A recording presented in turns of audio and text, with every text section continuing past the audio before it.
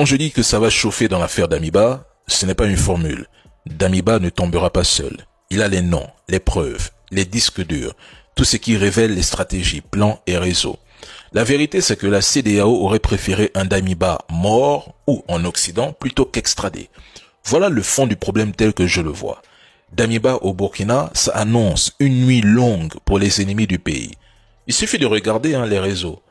La panique est totale et je sais que des noms vont sortir, des arrestations vont suivre et de nouvelles accusations seront formulées. Le capitaine Ibrahim Traoré fait ce qu'il dit et dit ce qu'il fait. Oui, le président Faure s'exposera à des critiques de la CEDEAO, mais Damiba a violé les conditions de son asile. En tant que réfugié politique, il était tenu de s'abstenir de toute activité politique hostile contre son pays d'origine. C'était la base même de l'accord de 2022. Mais il a franchi la ligne rouge. Le Burkina Faso a transmis une requête officielle d'extradition accompagnée de preuves de tentatives de déstabilisation. Il y a eu des vérifications, des clarifications, un examen judiciaire au Togo.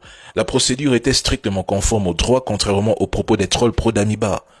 Le Togo a d'abord vérifié la régularité de la demande et les preuves. Une fois cette étape franchie, Damiba a été interpellé, puis présenté le même jour à une audience publique devant la chambre d'instruction de la cour d'appel de Lomé pour être confronté aux faits. Le Togo n'aurait certainement pas extradé Damiba s'il n'existait aucune preuve sérieuse l'impliquant dans une tentative d'élimination physique d'IB et dans des manœuvres de déstabilisation de son pays. Et je le dis clairement. Le timing actuel est préférable. Si Damiba avait été extradé en 2024, l'impact n'aurait pas été le même. Aujourd'hui, le dossier est plus lourd, les éléments plus solides et la portée bien plus déterminante. La CEDEAO va se mettre le président Faure à dos, c'est clair. Mais cette CEDEAO-là va imploser. Et ça aussi, c'est clair. Dans des cas où, après le décès du combattant, il y a des questions d'héritage, il y a des questions d'indemnité qui divisent beaucoup de familles. Il y a des gens qui sont cherchés de leur famille et tout.